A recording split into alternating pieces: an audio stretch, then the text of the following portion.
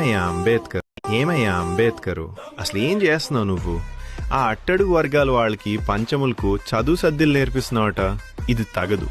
మా శాస్త్రాల ప్రకారం, మా ధర్మ గ్రంథాల ప్రకారం మీకు చదువుకునే హక్కు లేదు, వేదాలు వినే అర్హత అసలే లేదు. అలాంటిది నువ్వు అందరికీ అన్నీ నేర్పిస్తూ సనాతన ధర్మాన్ని భ్రష్టు పట్టిస్తున్నావు. నువ్వు చేసేది అధర్మం. ఇవన్నీ వెంటనే ఆపే. పండిత్ గారు, ఏ గ్రంథాల గురించి మాట్లాడుతున్నారు మీరు? మనిషిని మనిషిగా చూడని గ్రంథాల?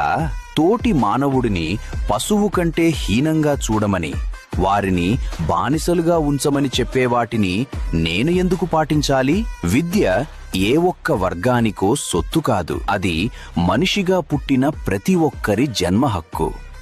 నా జాతి ప్రజలకు ఆ హక్కును దక్కించే తీరుతాను. అహంకారంతో మాట్లాడుకు. ఇవి అనాదిగా వస్తున్న ఆచారాలు, ధర్మాలు. ఈ పవిత్ర గ్రంథాలను ధిక్కరిస్తే పాపం చుట్టుకుంటుంది. అన్యాయం. అణచివేత పునాదుల మీద నిర్మించిన మీ ధర్మం మా కొద్దు. తరతరాలుగా నా జాతిని అజ్ఞానంలో ఉంచి మా ఆత్మగౌరవాన్ని చంపేస్తున్న ఈ అసమానతల శాస్త్రాలను నేను ఎందుకు గౌరవించాలి? వీటిని పాటించడం కాదు, ఈ అసమానతల విషాన్ని చిమ్మే గ్రంథాలు మనకు అవసరం లేదు. ఏ గ్రంథాలైతే మనల్ని బానిసలుగా ఉండమని శాసిస్తున్నాయో